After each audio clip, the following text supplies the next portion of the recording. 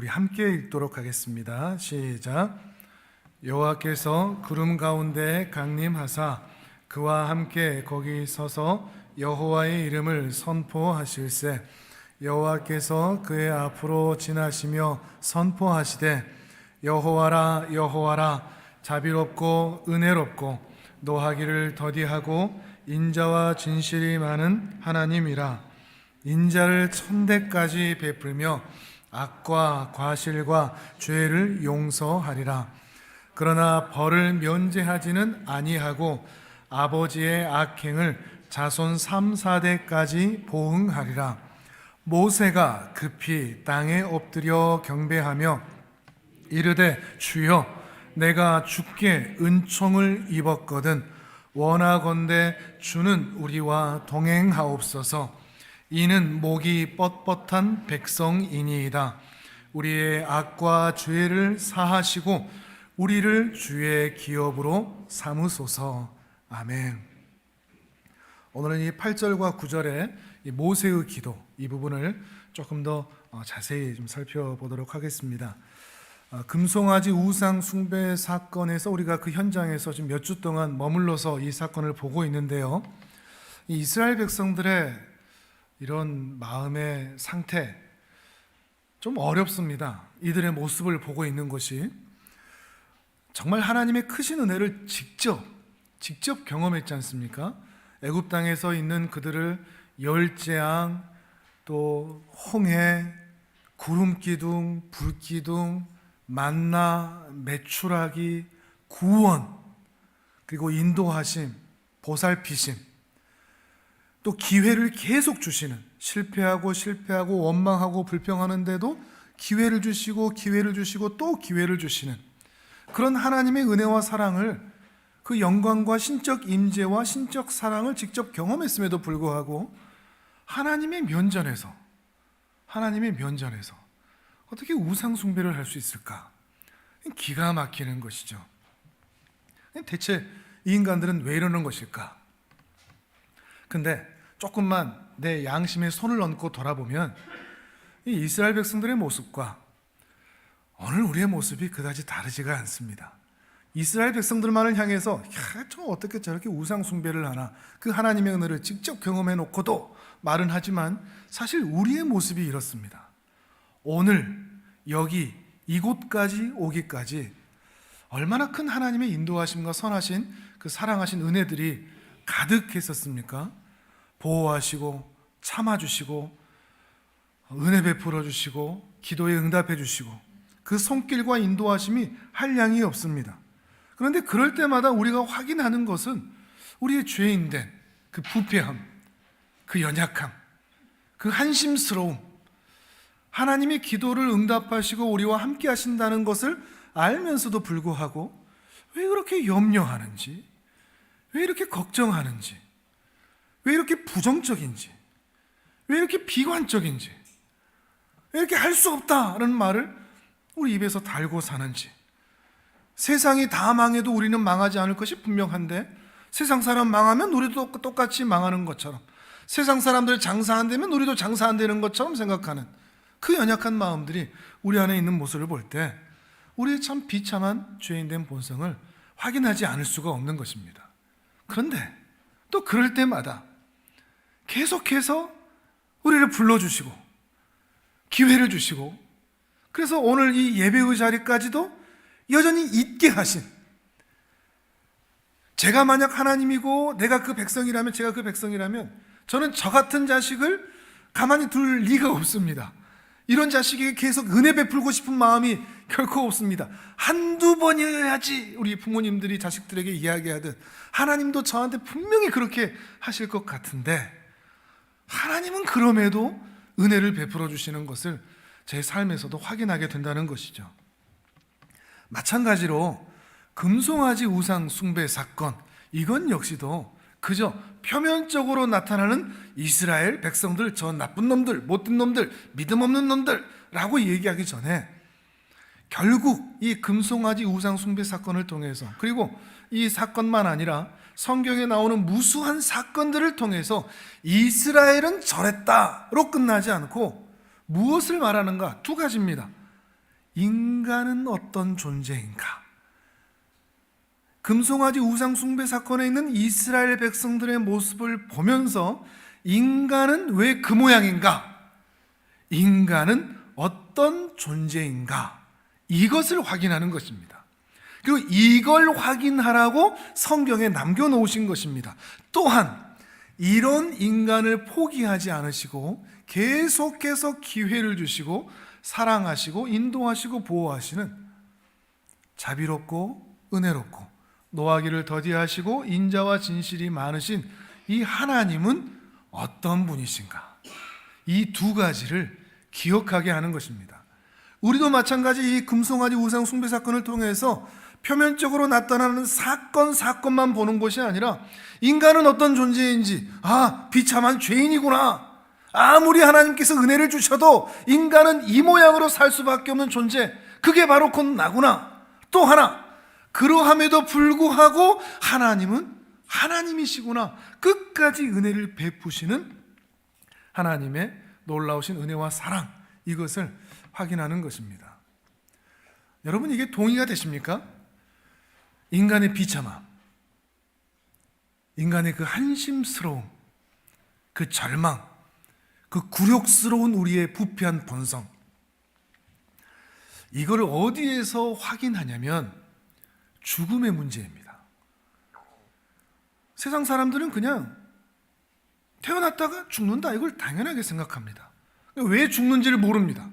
그냥 당연하게 여기는 거죠. 그냥 태어나면 다 죽는 거야. 근데 성경에서만 이 죽음의 본질적인 이유를 분명하게 말하고 있습니다. 사람은 왜 죽죠? 죄로 인해서 죽는다고 말합니다. 죄로 인하여, 그 부패한 죄로 인하여 사람은 모두가 죽음의 길을 갈 수밖에 없다는 것을 분명히 알려주고 있는 것이죠. 근데 성경은 하나를 더 말해줍니다. 이 죄의 문제, 이 죽음의 문제를 해결할 수 있는 방법이 있다고 말해줍니다. 곧 하나님의 존재입니다. 하나님의 구원입니다. 하나님이 이 죄인을 심판과 멸망과 사망의 길로 가는 죄인들을 구원하시겠다라는 이야기가 바로 이 성경에 기록되어 있다는 것이죠. 물론 이러한 구원은 인간의 어떤 노력, 열정, 그 열심의 결과가 아닙니다. 인간의 결단, 의지의 결과도 아닙니다. 이 구원의 근거는 하나님의 은혜와 자비하심에 있습니다. 하나님께서 은혜를 베풀어 주셔서 사망의 길로 가는 이 죄인들을 구원하신다, 이 이야기를 하고 있는 것이죠. 또 흥미로운 건 뭔가 하면 성경에 또 어떤 얘기가 있는가 하면 이 죄인의 자리에서 구원하신다, 여기까지만 해도 정말 놀라운 은혜의 스토리인데 여기로 끝나지 않고 죄인에서 구원한 이후에 하나님의 자녀답게 만든다, 여기까지가 기록되어 있습니다. 조금 어렵게 표현하면 죄인의 자리에 있던 사람들을, 인간들을 칭의, 예수 그리스도를 믿는 믿음으로 말미암아 의롭게 되는 자리, 칭의, 의롭게 되는 자리, 구원의 자리에 불러주신 이후에, 그 이후에 영화로운 자리, 의인의 자리, 성화의 과정을 거쳐 주의 깨끗하신 것 같이 깨끗하게 되는 그 은혜의 자리까지 인도해 주신다고 하는 기가 막힌 이야기가 기록되어 있는 거죠. 그러니까 우리는 그저 지옥만 안 가면 좋겠다, 이게 우리의 생각입니다. 죽음 이후에 지옥만 안 가도 충분하겠다, 이 정도가 우리의 소원에 불과한데 하나님은 그저 우리 죄인들을 지옥 안 가고 천국 가는 정도가 아니라 이 땅에 살면서부터 예수 그리스도를 닮아 처음 창조의 목적대로 하나님의 형상으로 회복되는 자리까지 우리를 데리고 가시겠다는 겁니다. 놀라운 은혜의 스토리가 바로 이 성경에 기록되어 있는 것이죠. 그래서 이 구원의 이야기를 뭐라고 얘기하는가 하면 복된 소식이다 그러는 겁니다. 그래서 복음이라고 말을 하는 것이죠. 근데 이 은혜의 이야기 안으로 들어오려면 그 인간이 다다를 수 있는 최고의 영광스러운 자리, 하나님의 형상을 닮아 회복된 자리까지 가기 위해서는 그 출발점이 뭔가 하면 이 인간의 비참함, 인간의 정체, 사람은 누구인가? 사람은 왜 이 모양인가? 사람은 왜 이렇게 못났는가? 왜 이렇게 실패하는가? 왜 이렇게 비참한가? 하는 그 현실을 먼저 인정하고 자각하고 깨달을 수 있어야 합니다. 인간이 왜 이렇게 비참한 존재인가, 부패한 존재인가라는 것을 인정하지 못하고 깊이 자각하지 못하면 예수님이 사람을 위하여 죽어주셨다는 그 본래의 의미를 깨닫지를 못합니다. 기독교가 뭔지를 모릅니다. 그러면 이게 매우 중요한 문제죠. 인간의 부패함, 나의 죄인됨, 내가 얼마나 처절한 죄인인가, 이걸 모르면 예수님이 뭐 죽어주셨다고, 십자가에서 뭐 죽어주셨구나, 이 정도로 끝나는 겁니다. 아, 죽어주셨다니까 슬프다, 엉엉엉. 고난주간 부활주일 때 그것밖에 할 줄 아는 게 없는 것이죠. 왜 우리가 이 주일마다 나와 예배를 드리는지, 왜 어떤 사람들은 예배를 드릴 때마다, 기도를 할 때마다 눈물을 그렇게 펑펑 흘리는지 이해를 하지를 못합니다. 왜 그런다고요? 나의 비참함, 나의 죄인됨, 나의 부패함, 나의 이 한심스러움을 깊이 인식하지 못하기 때문입니다. 그러니까 기독교 신앙에서 정말 중요한 것이 이 두 가지 기둥입니다.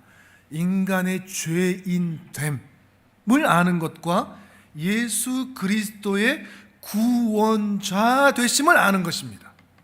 뭘 알아야 된다고요? 인간의 죄인됨, 예수 그리스도의 구원자 되심. 이거는 보편적인 진리라고 얘기합니다. 보편적이다, 이 말은 한 영역에서만 인정되는 부분이 아니라 모든 영역에서 인정된다, 이런 뜻입니다. 그러니까 보편적인 진리라는 것은 예수님이 구원자시고 우리가 죄인이라는 것은 기독교에서만 하는 이야기, 교회에서만 하는 이야기가 아니라 교회를 다니든 안 다니든, 예수를 믿든지 안 믿든지, 부자든지 가난하든지, 늙든지 젊든지, 남자든지 여자든지 모두가 다 죄인이라는 것은 변함이 없다는 겁니다. 기독교인만 죄인이 아니라는 겁니다. 기독교인만 예수가 필요하다는 것이 아닙니다. 인간은 모두 죄인입니다. 인간은 모두 예수 그리스도가 필요합니다. 그래서 보편적인 진리입니다. 인간이 죄인이다, 예수 그리스도가 구원자다, 이것은 기독교만의 주장이 아닙니다. 교회만의, 설교만의 이야기가 아니라는 이야기입니다. 믿든지 안 믿든지 우리가 죽음이라는 그 현실 앞에서 우리의 죄인됨을 인정하지 않을 수 없고, 예수 그리스도만이 우리의 구원자 되시고 주 되심을 우리는 성경을 통해서 확인하지 않을 수가 없다는 것이죠. 그런데 바로 이 부분 때문에 교회 밖에서, 기독교 밖에서는 기독교는 독선적이다 얘기를 합니다. 왜 너희만 구원자가 있냐? 왜 너희만 구원을 받냐? 왜 예수만 구원자냐? 근데 문제는 교회 밖에서는 그렇게 얘기할 수 있는데 교회 안에서조차도, 신자들조차도 에휴, 뭐 예수님만 구원자겠어, 다른 종교를 믿어도 착하게 살고 선하게 살면 구원을 얻을 수 있겠지. 교회 안에서도 이런 이야기를 하는 것은 매우 심각한 현상이 아닐 수가 없습니다. 물론 우리는 다른 종교를 존중할 필요가 있습니다. 인정해야 되죠. 그래서 불교 같은 경우는 성탄절이 되면 축성탄 이렇게 막 현수막도 달아주고, 우리도 뭐 가까운 분들이 있다면 그렇게 달아줄 수 있습니다. 축 부처님 오신 날 뭐 이렇게 해줄 수는 있습니다. 근데 그것과 진리라는 것과는 다른 문제입니다. 존중의 문제, 인정의 문제와 진리를 1 더하기 1이 2인데 이거를 모르는 사람이 있다고 1 더하기 1이 그래 3일 수도 있어 라고 얘기할 수가 있습니까? 진리는 그럴 수가 없는 겁니다. 진리는 진리이기 때문에 기독교는 배타적일 수밖에 없습니다. 우리에게만 이 진리가 있기 때문이죠. 우리만 진리가 있다고 해서 우리가 독선적인 것도 아니고 저들도 틀리지 않았다라고 해서 마음이 넓은 게 아닙니다. 진리는 진리일 뿐입니다. 그리고 성경을 통해서 우리만이 이 진리와 은혜가 있다고 분명하게 말씀하고 있다는 것입니다.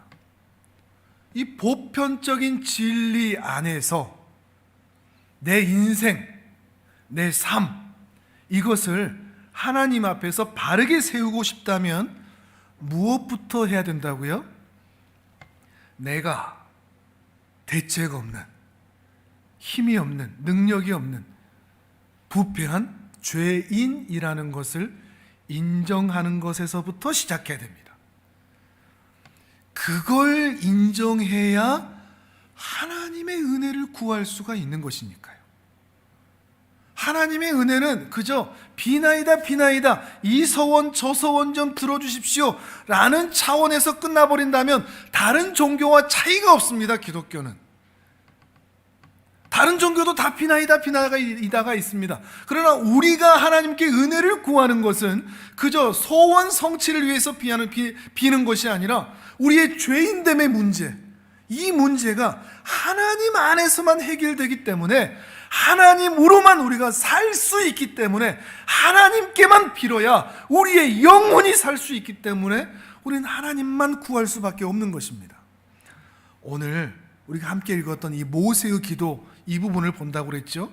이 모세의 기도가 바로 이런 기도입니다. 지금 모세가 어떤 기도를 하는가 하면 이스라엘 백성들 지금 범죄했는데 하나님 좀 용서해 주십시오. 다시는 안 그러도록 제가 열심히 하겠습니다. 이 이스라엘 백성들 열심히 하다 보면 더 나아질 겁니다. 다음에는 안 그럴 겁니다. 이런 기도가 결단코 아닙니다. 다음에는 나아질 겁니다. 소망을 좀 가져주십시오. 이런 기도가 아닙니다. 그럼 어떤 기도인지 한번 볼까요? 자, 오늘 보면 다시 8절과 9절을 읽어보겠습니다. 8절 9절 성경을 보면서 읽습니다. 시작.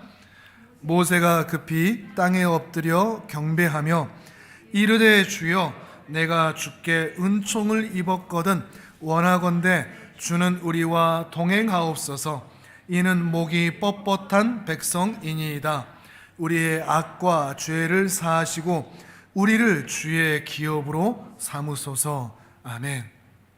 어떤 기도인 것 같습니까? 저 이스라엘 목이 뻣뻣합니다. 저 인간들 가능성 없습니다. 나아지지 않을 겁니다. 좋아지지도 않을 겁니다. 저들 이번에 하나님 용서해 주셔도 다음에 또 그럴 겁니다. 틀림없습니다. 저들은 나아질 희망이 없습니다. 그러니까 하나님이 그냥 다 품어주십시오. 하나님이 그냥 다 하십시오. 저 인간들에겐 소망이 없습니다. 방법이 없습니다. 하나님이 우리 하나님 되셨고 우리가 그의 자녀 되었으니까 하나님께서 처음부터 끝까지 다 책임지시고 용서하시고 살리셔야만 합니다. 하나님 외에는 길이 없습니다. 지금 이런 기도를 하고 있는 것입니다. 하나님이 아니면 이스라엘은 망한다는 것이죠. 이것이 기독교가 말하는 구원입니다. 인간은 전적으로 부패했다. 썩었다. 어느 한 부분만 부패한 게 아니라 전적으로 부패했다. 가능성이 없다. 희망이 없다. 인간은 전적으로 무능력하다. 스스로 이 죄인된 자리, 비참한 죄인의 자리를 벗어날 수 있는 능력이 인간에게는 없다. 그래서 전적인 하나님의 은혜, 이것만이 유일한 인간의 소망이다. 이게 기독교의 신앙의 매우 중요한 줄기라는 것입니다. 저를 따라서 한번 해보실까요? 인간의 전적인 부패,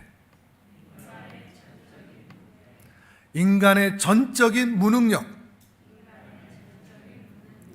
하나님의 전적인 은혜. 이것에 인정하십니까? 동의하십니까? 나는 부패한 죄인입니다. 저는 능력이 없습니다. 처음부터 끝까지 하나님이 하셔야만 합니다. 이것이 우리의 고백이 되어야 한다는 것입니다. 신약에서 이 이야기를 조금 더 자세히 풀어서 말씀을 드리도록 하겠습니다. 자, 로마서 5장을 찾아보겠습니다. 로마서 5장 20절과 21절의 말씀을 같이 읽어보도록 하겠습니다.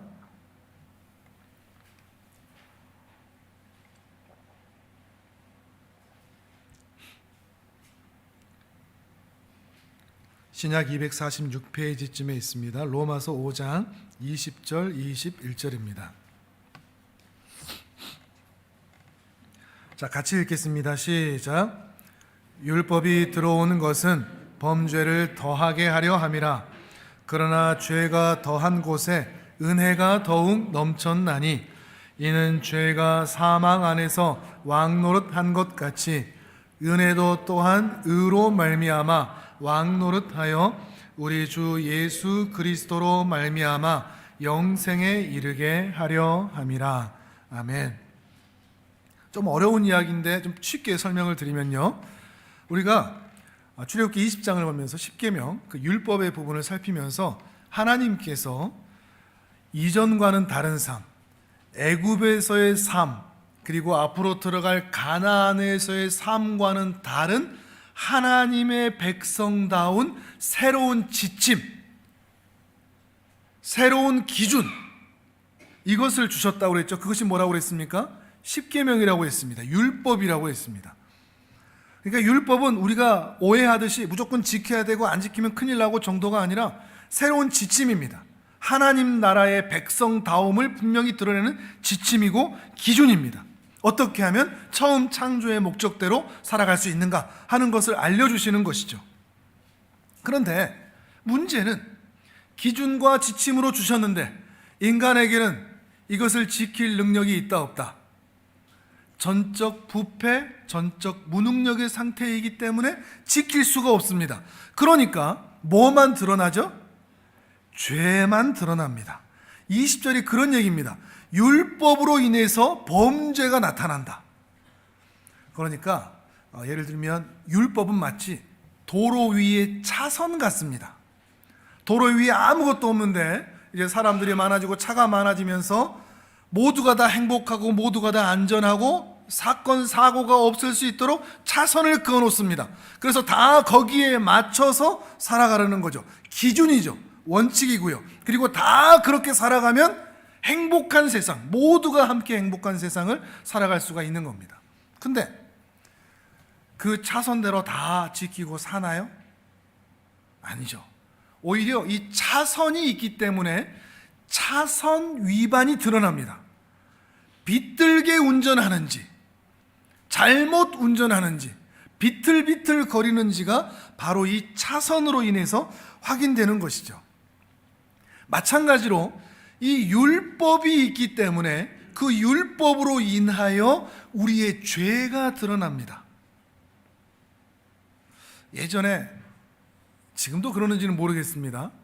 예전에 이렇게 음주운전을 하고 이렇게 음주운전 검사를 할 때 경찰관이 이렇게 딱 내리라고 해서 음주운전 확인할 때는 이 차선을 똑바로 걸어보라 이런 거를 시키고는 했었거든요.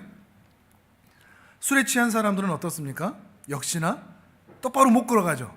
술에 안 취했으면 똑바로 걸어갑니다. 그런데 술에 취하면 비틀비틀 거릴 수밖에 없습니다. 근데 옆에서 보면 분명히 저 사람 술 마셔서 비틀비틀 거리고 있는데 본인은 뭐라고 얘기합니까? 안 마셨는데요 막 이러는 거죠. 안 마셨다고 우기는 거죠.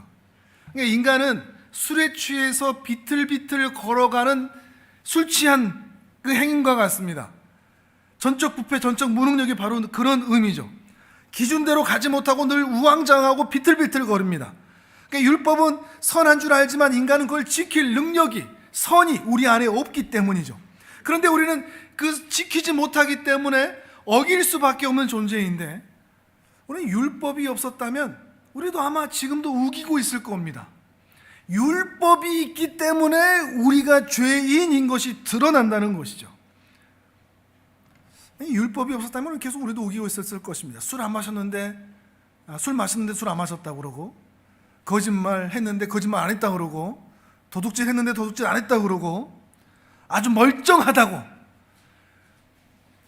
기준이 없기 때문에 말이죠. 그런데 그 기준이 있기 때문에 우리의 죄와 우리의 비틀거림이, 우리의 한심스러움이 나타난다는 것입니다. 그런데 사람들은 이것을 잘 인정하지를 못하는 것이죠. TV를 보거나 그러면 참 험악한 범죄들이 많이 뉴스에 나오고는 하죠. 수많은 그런 것들을 볼 때마다 야, 어떻게 사람의 탈을 쓰고 저런 죄를 지을 수가 있을까 탄식할 때도 많습니다. 근데 동물들하고 다른 거죠. 동물들도 그렇게 그 동물을 죽이는 게 있지만 핥히고 죽이는 거 그 정도인데, 하나님께서는 인간에게 더 큰 높은 지능을 주셔서 훨씬 야비하고 훨씬 교활하고 훨씬 복잡하고 훨씬 끔찍하게 우리는 다른 사람을 해하는 것 같습니다. 이것이 우리의 인간의 본 모습입니다. 그러니까 인간의 탈을 쓰고 어떻게 저 모양을 하는가, 이게 사실 틀린 말입니다. 저 인간도 인간이구나, 그래서 인간의 본성대로 저렇게 죄를 짓는구나, 이것이 맞는 것이죠. 우리 인간이 이렇게 비참한 존재라는 것을 확인하는 것입니다. 결국 그 차선을 지킬 수 있는 존재가 아닙니다. 우리가 한 주간을 참회의 기도를 통해서 확인할 때마다 죄 하나 안 짓고 살아 이 예배당에 온 적이 없는 것을 우리는 늘 확인하니까요. 그렇게 은혜를 베풀어 주시고 그렇게 사랑을 베풀어 주시는데도 불구하고 늘 그 사랑과 은혜를 잊어버린 채 말씀에서 벗어나 살아가니까요. 그리고 또 자기가 죄인인 걸 또 모르니까요. 내가 뭐가 문제가 있는지. 사람은 자기 몸에 냄새가 나는 걸 자기가 모릅니다. 좀 그러는 것 같습니다. 내가 얼마나 못난 인간이고 잘못하고 있는 것인지를 자기는 모릅니다. 자기는 괜찮은 줄 압니다. 옆에 사람들은 다 아는데 말이죠. 그런데 바로 이런 인간들을 위해서, 그 어김없이 율법을 어기고 자기 멋대로 살아가는 비틀거리는 이 인간들을 위해서 이 인간들을 살리겠다고 하나님께서 사람이 되어 이 땅에 오셨다라고 성경에서 말하고 있는 것입니다. 바로 위에 6절을 한번 읽어볼까요? 5장 6절, 7절, 8절. 로마서 5장 6절, 7절, 8절 시작. 우리가 아직 연약할 때에 기약대로 그리스도께서 경건하지 않은 자를 위하여 죽으셨도다. 의인을 위하여 죽는 자가 쉽지 않고 선인을 위하여 용감히 죽는 자가 혹 있거니와 우리가 아직 죄인 되었을 때 그리스도께서 우리를 위하여 죽으심으로 하나님께서 우리에 대한 자기의 사랑을 확증하셨느니라. 아멘. 그러니까 이 말씀입니다. 우리가 아직 연약할 때, 우리가 아직 죄인 되었을 때, 그러니까 우리가 모를 때라는 겁니다. 내가 얼마나 죄인인 거를 내가 모를 때, 모르고 있는데도, 자기 자신의 비참한 모습을 확인하지 못하고 있는데도, 내가 지금 사망의 음침한 골짜기를 다니고 있다는 것을 모르고 있는데도, 지금 내 머리가 사자의 아가리 속에 들어가 있는 것을 모르고 있는데도, 내 형편에 대한, 나의 비참함에 대한 이해가 전혀 없는데도 하나님을 철저히 외면하고 비틀거리면서 살고 있을 때도, 곧 하나님께서 나를 위하여 죽을 가치가 전혀 없는데도 불구하고 그리스도께서 우리를 위해 죽으셨다는 것입니다. 이게 이제 기가 막힌 이야기가 되는 것이죠. 내가 전혀 하나님을 찾지도 않고 바라지도 않고 소망하지도 않았는데 그저 하나님의 일방적인 사랑으로 우리를 찾아오시고 죽으셨다는 것입니다. 그리고 그리스도께서 우리를 이미 죽으셨다는 것은 그 사랑을 그 누구도 막을 수 없는 하나님의 분명하고 확고한 의지였다는 것을 분명히 말하고 있는 것입니다. 뒤로 조금 넘기셔서 로마서 8장을 보겠습니다. 로마서 8장 29절과 30절입니다.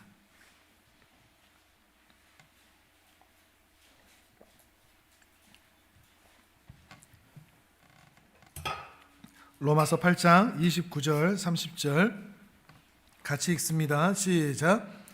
하나님이 미리 아신 자들을 또한 그 아들의 형상을 본받게 하기 위하여 미리 정하셨으니 이는 그로 많은 형제 중에서 맏아들이 되게 하려 하심이니라. 또 미리 정하신 그들을 또한 부르시고 부르신 그들을 또한 의롭다 하시고 의롭다 하신 그들을 또한 영화롭게 하셨느니라. 아멘. 근데 하나님은 어떤 의지를 가지고 계시느냐? 제가 처음에도 말씀을 드렸듯이 태초부터 구원할 자들을 미리 아셨습니다. 우리 모두를 세상을 창조하실 때부터 하나님은 다 알고 계셨다는 겁니다. 그리고 그들을 아들의 형상을 닮을 자로 미리 정해 놓으셨답니다. 우리들을 말이죠. 그리고 오늘이라는 2020년경 또는 1900년대경 우리가 태어나게 하시고 현실에서 태어나게 하시고 그 자리에서 우리를 불러 의롭게 하시고 영화롭게 하는 자리까지 데리고 가시겠답니다. 이 기가 막힌 이야기인 거죠. 지옥만 안 가도, 심판만 안 받아도, 벌만 안 받아도 이야 살았다 하겠는데, 나중에 들어보니, 나중에 철이 들어 하나님의 말씀을 접하여 하나님의 뜻과 계획을 살펴보니 태초부터 우리를 정하시고 아셨다는 겁니다. 그리고 우리를 의롭게 하시고 기어이는 영화롭게 하는 자리까지 우리를 데리고 가시고야 말겠다는 겁니다. 근데 이 영화의 자리까지 가는 것이 얼마나 확고한지 30절 후반부에 그들을 또한 영화롭게 하셨느니라, 이것이 완료형으로 쓰여 있습니다. 우리 입장에서 보면 영화롭게 하실 것이다 이렇게 돼야 되지 않습니까? 그렇지 않습니까? 구원은 받았지만 아직 영화로운 자리까지 가진 않았으니까 미래형이 돼야 됩니다. 그들을 또한 영화롭게 하시고야 말 것이다 이렇게 써야 맞는데 아예 이걸 완료된 걸로 써버리셨습니다. 그들을 또한 영화롭게 하셨다라고 말이죠. 어떤 의미가 있을까요? 반드시 여기까지 데리고 가고야 만다라고 하는 하나님의 분명한 의지가 확고히 드러나는 말씀이라고 있는 것이죠. 우리의 구원이 흔들릴 수가 없다는 것입니다. 계속 이어서 한번 보시죠. 8장 31절에서 34절까지도 읽어보겠습니다. 시작. 그런즉 이 일에 대하여 우리가 무슨 말 하리요? 만일 하나님이 우리를 위하시면 누가 우리를 대적하리요? 자기의 아들을 아끼지 아니하시고 우리 모든 사람을 위하여 내주신 이가 어찌 그 아들과 함께 모든 것을 우리에게 주시지 아니하겠느냐? 누가 능히 하나님께서 택하신 자들을 고발하리요? 의롭다 하시는 이는 하나님이시니 누가 정죄하리요? 죽으실 뿐 아니라 다시 살아나신 이는 그리스도 예수시니 그는 하나님 우편에 계신 자요 우리를 위하여 간구하시는 자시니라. 아멘. 그리스도께서 이미 정하셨기 때문에 더 이상 우리를 정죄하지 못한답니다. 사단이 우리에게 와서 너 그따위로 살아서 천국 갈 수 있겠어? 이렇게 정죄하지 못한다는 이야기입니다. 누가 우리를 정죄하고 누가 우리를 대적하겠는가?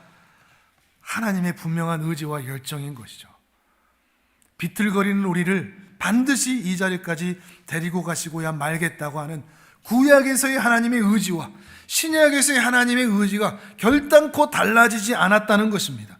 그러니 하나님이 나를 사랑하실까? 내 기도도 들어주실까? 나의 구원이 혹시 흔들리지 않을까? 나 같은 자도 하나님의 자녀가 될 수 있을까? 나를 정말 사랑하실까? 이런 질문은 어떤 질문이라고 그랬죠? 하나마나한 질문이라고 말씀드렸습니다. 하나님이 어떤 분인 줄을 안다면 말이죠. 이게 얼마나 확실한지 무엇을 통해서 믿을 수 있는가 하면 그 아들을 십자가에 거르셨다라는 것에서 확인할 수 있습니다. 하나님이 그 아들을 십자가에 걸어버리셨답니다. 우리를 구원하시겠다고, 살리시겠다고. 이것만큼 확실한 증거가 어디 있습니까? 말로만 하지 않으셨습니다. 하늘에서 내가 너희 사랑할게 말로만 하지 않으시고 자기 아들을 십자가에 거르셨습니다. 그리고 그 아들은 십자가에 걸리셨습니다. 이만한 증거가 어디 있냐 하는 것입니다. 더 이상 물어볼 게 없습니다. 정말로 우리를 사랑하세요? 정말로 우리를 구원하시는 거세요? 물어볼 게 없습니다. 우리는 그저 십자가에 걸리신 그 예수 그리스도를 바라보면서 감사할 것밖에 안 남았습니다. 우는 것밖에 안 남았습니다.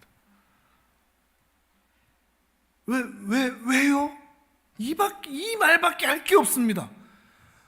나 같은 죄인을 위해서 왜 그렇게 하셨는데요? 이해할 수 없는 하나님의 사랑 때문에 그저 감탄하고 놀라워할 것, 이것밖에 우리에게 남지 않았다는 것입니다. 팝송도 그 찬양도 그게 있는데 그 가사만 참 기억에 남습니다. Why me, Lord? 주님 왜 접니까? Why me, Lord? 왜 나 같은 죄인을 위해서 그 은혜를 주셨다는 말입니까? 우리 마태복음 5장을 한번 가보겠습니다. 마태복음 5장 3절에서 16절까지 우리 수요기도회에서 함께 나누는 말씀이죠. 마태복음 5장 3절에서 16절까지 같이 보겠습니다. 이 산상수훈 안에 지금까지 말씀드렸던 내용이 다 함축되어 있죠. 자, 마태복음 5장 3절에서 16절까지.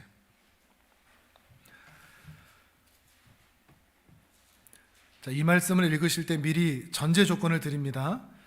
심령이 가난해야 복을 받는 게 아니라고 그랬습니다. 이게 조건이 아니라고 그랬죠. 애통해야 복을 받고, 온유해야 복을 받고, 긍휼히 여겨야 복을 받고, 화평하게 돼야 나중에 빛과 소금이 되는 것이 아니라고 그랬습니다. 은혜의 측면에서 이 말씀을 보아야 된다고 그랬죠. 어떤 은혜가 있는지 같이 한번 3절에서 16절까지 우리 같이 함께 읽도록 하겠습니다. 시작.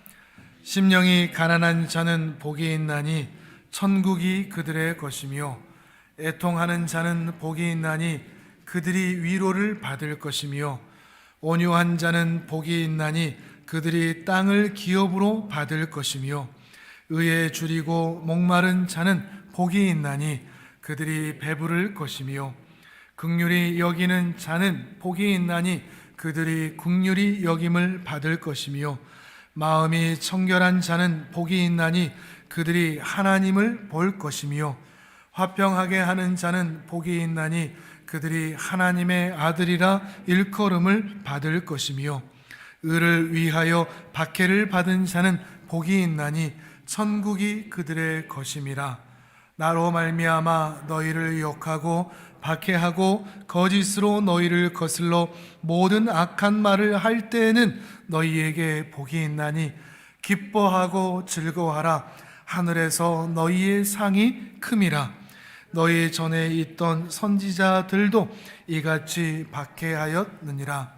너희는 세상의 소금이니 소금이 만일 그 맛을 잃으면 무엇으로 짜게 하리요? 후에는 아무 쓸데없어 다만 밖에 버려져 사람에게 밟힐 뿐이니라. 너희는 세상의 빛이라. 산 위에 있는 동네가 숨겨지지 못할 것이요, 사람이 등불을 켜서 말 아래에 두지 아니하고 등경 위에 두나니 이러므로 집안 모든 사람에게 비치느니라. 이같이 너희 빛이 사람 앞에 비치게 하여 그들로 너희 착한 행실을 보고 하늘에 계신 너희 아버지께 영광을 돌리게 하라. 아멘. 아멘. 이 말씀은 조건이 아니라고 그랬습니다. 복받는 조건, 그렇게 살아야 된다 하는 이야기가 아니었습니다. 오히려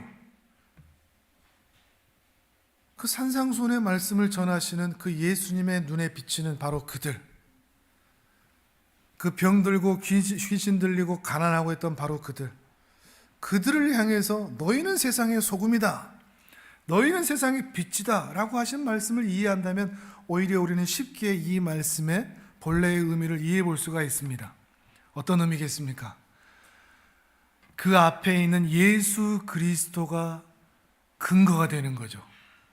그 앞에 예수 그리스도가 그들 앞에 있기만 하다면 심령이 가난해도, 자신의 인생이 비참해도, 자신의 인생을 자신이 바라봐도 한심스럽고 부패하고 무능력한 존재라고 할지라도 그것 때문에 힘들고 아프고 괴롭고 슬퍼하고 애통할 수밖에 없는 존재라고 할지라도 그 앞에 예수 그리스도가 있기만 하다면, 곧 그 예수 그리스도가 나 같은 죄인이라도 불러주시기만 한다면, 그 예수 그리스도가 나를 당신의 몸으로 묶어주시기만 한다면, 그 하나님께서 내 인생에 찾아오셔 주셔서 내 모든 인생을 처음부터 끝까지 책임져 주시기만 한다면,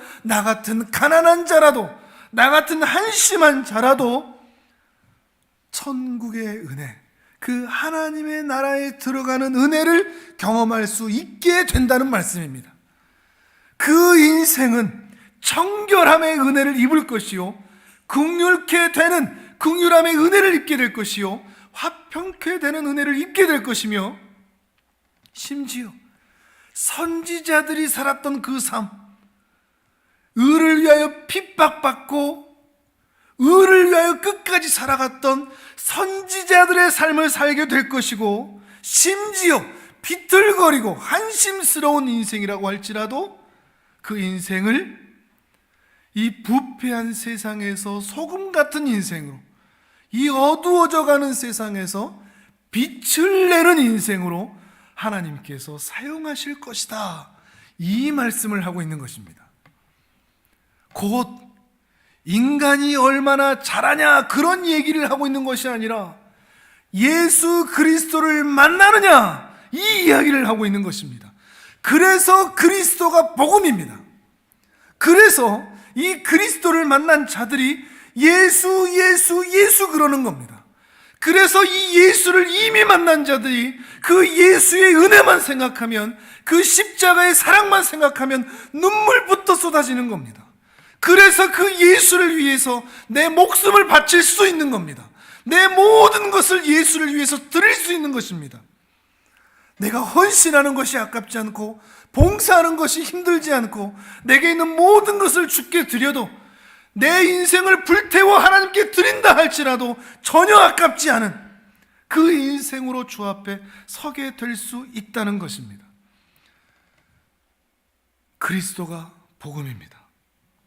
우리 인생이 바로 이러한 하나님의 은혜와 예수 그리스도의 사랑 위에 세워져 있다는 것입니다. 그러니 로마서 8장에서 읽었던 것처럼 못났다고 실패했다고 한심하다고 기죽을 이유가 없는 겁니다.